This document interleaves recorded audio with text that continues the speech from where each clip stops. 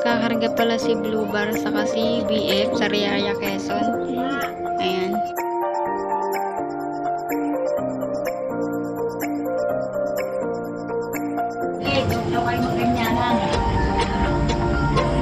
Sa Riaya, Quezon ang release nila bukas.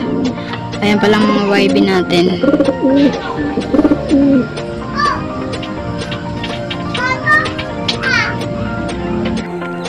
Sa Riaya, Quezon, 107 km ang layo.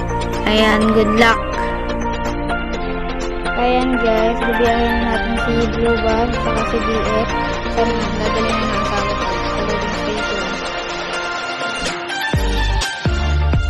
Sali yan ng pooling kaya abangan natin bukas. Ayan sila. Dalawa yan.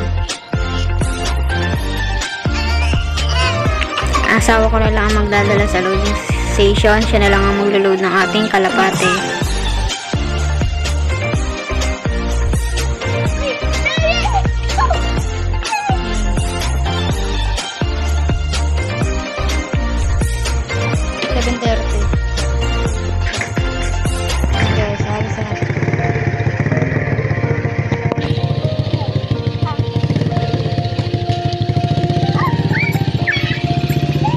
So ayun guys, syempre magandang umaga nga pala sa atin lahat.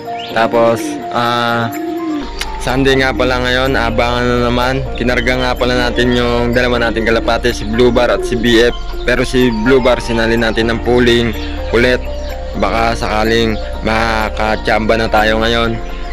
Tapos si Checkered naman, si BF, nag-aalangan pa tayo na isali siya ngayon kasi bumabagal pa siya, tapos tumatambay siya dito. Nagbago na siya ng ugali, hindi nakapayos dati na pag uwi bagsak agad dito sa landing board, tapos sabay pasok. Ngayon hindi, dun sa may puno tumatambay pa, kaya ngayon aasahan talaga natin ngayon sa south si Blue Bar, kasi pag dumating siya dito iikot ng dalawang ikot, sabay baba na di sa loop natin, sabay pasok na yun, kaya makaklak na natin. Kaya ngayon ako magkaklak ngayon ng kalapati natin. Nagbitaw na nga pala sa Riaya, Quezon yung NSPC at 6:45 nga pala binitawan ngayong umaga, kaya abangan na lang natin sila. Ito nga pala yung track section natin, nilipat ko na kasi section doon sa may kabila. Ito 4 nakalagay dito, doon 6. Hindi pa tayo mag-breed kasi, kaya inawat ko muna kasi tuloy-tuloy itlog nila ito.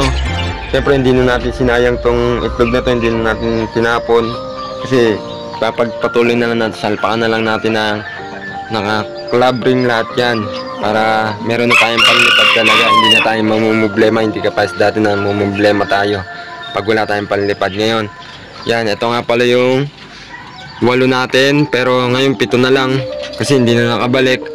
20 kilometers agad yung to sa kanila, kaya nag-alangan sila na yun talaga, hindi natin maiwasan talaga na may makakabalik o hindi man. Pero okay lang kasi na-kompleto tong NHPC natin, 4. Tapos yung nawala comring, PHA, commercial ring lang. Pero okay lang yan, para dyan malalaman talaga kung ano talaga yung husay ng ibon natin. Kasi meron pa nga training pa lang nawawala na sila, kaya yan sinasali natin sila. Yan, magpapakawala tayo ngayon. Yan, pinakawalan natin sila. Ito pa isa. Ito nga pala yung meron pa tayong 4 dito. Ito isang NSPC of color, tapos 2 BFRC, isang commercial ring. Yan, sinalpakan natin. Yan guys, syempre update ko na lang kayo mamaya. Mamaya na lang ulit. Bye! Guys, ito nga pala yung dalawa nating kalapate, nakauwi na. Ayan si BF, nag-isbit siya ng 1,000. Ito na 800 na lang. Sinali natin sa pooling, bigo na naman. Yan. Yan. Dito na silang dalawa. Nauna talaga si BF. Nagbago na nga yung speed niya. At si Blue Bar bumagal bigla. Yan. Hanggang dito na lang yung video natin. Maraming salamat po sa panonood.